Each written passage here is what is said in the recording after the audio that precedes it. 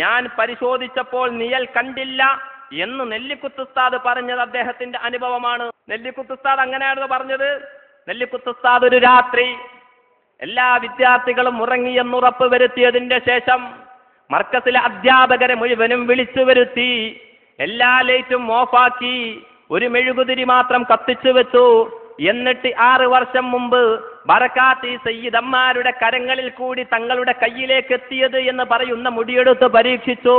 അതിൽ നിഴല് കണ്ടു. ഇത് നമുക്ക് വിശ്വസിക്കാൻ പറ്റില്ല.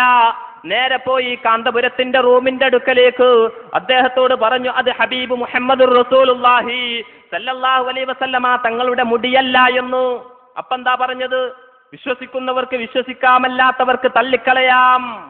അപ്പോ മടങ്ങി വന്നതായ പാവം നെല്ലിക്കുത്ത് ഇസ്മായിൽ മുസ്ലിയാർ പറഞ്ഞതെന്താണെന്നറിയോ?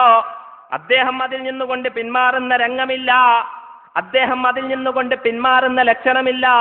നമുക്ക് ജോലിയാണല്ലോ വലുത്, നമുക്ക് അതിനെ സംബന്ധിച്ചുകൊണ്ട് മൗനം പാലിക്കാം. ഇതല്ലേ നെല്ലിക്കുത്ത് പറഞ്ഞത്. എന്നിട്ട് അതിൽ നിന്നുകൊണ്ട് മാറിയിട്ട് നെല്ലിക്കുത്ത് നിഴൽ കണ്ടില്ല എന്ന് അദ്ദേഹത്തിന്റെ കാലശേഷം നിങ്ങളുടെ ഗ്രന്ഥങ്ങളിൽ എഴുതി പിടിപ്പിച്ചിരിക്കുകയാണ്. ഇതാണ് നിങ്ങൾ മരണപ്പെട്ടു പോയ ആളുകളുടെ മേലൊക്കെ പച്ചപ്പൊള്ള് അടിച്ചേൽപ്പിക്കുകയാ. തയ്യാറുണ്ടോ? ഞങ്ങൾ